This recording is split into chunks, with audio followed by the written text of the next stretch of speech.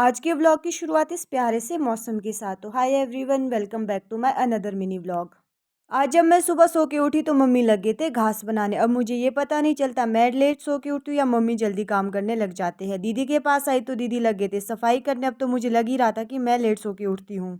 सबको काम करता हुआ देखकर मुझे भी मिल गई थी मोटिवेशन, तो मैं भी लगी थी अपने डेली के काम करने। सफाई करने की शुरुआत मैंने बर्तन धोने के साथ की। सबसे पहले मैंने सारे बर्तन धोए, बर्तन मेरे हो गए थे साफ। उसके बाद मैंने किचन में झाड़ू दिया। ये काम कंप्लीट करने के बाद दादी और मम्मी के पास गई तो देखा इनकी जोड़ी हो गई थी कहीं जाने के लिए तैयार। मैंने भी फिर दादी और मम्मी को बाय किया। उसके बाद दीदी ने गोदावरी और नंदी को पानी तो पिला दिया था, तो अब बारी थी इनको तारा मीरा देने की। तो मैंने इनको तारा मीरा दिया। उसके बाद मैं आ गई थी दीदी के पास।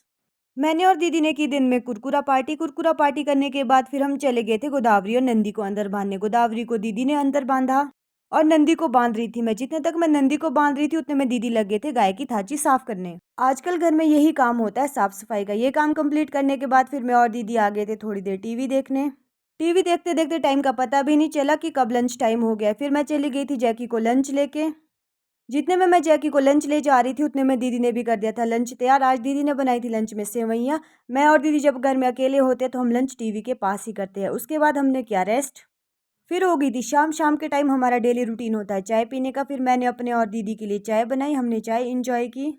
चाय पीने के बाद फिर मैं चली गई थी एक जड़ी बूटी लाने, जिसको पहाड़ी भाषा में टिम्बर बोलते हैं। पहाड़ों में ये कहीं भी मिल जाएगी। इसमें छोटे छोटे कांटे होते हैं। कांटों को साफ करके अगर हम इससे अपने दांत साफ करें तो हमारे दांत जल्दी खराब नहीं होते।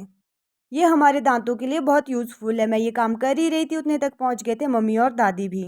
घर पहुंचने के बाद मम्मी ने थोड़ी देर रेस्ट किया। उसके बाद मैं और मम्मी चले गए थे घर के साथ वाले खेत में ही घास लाने।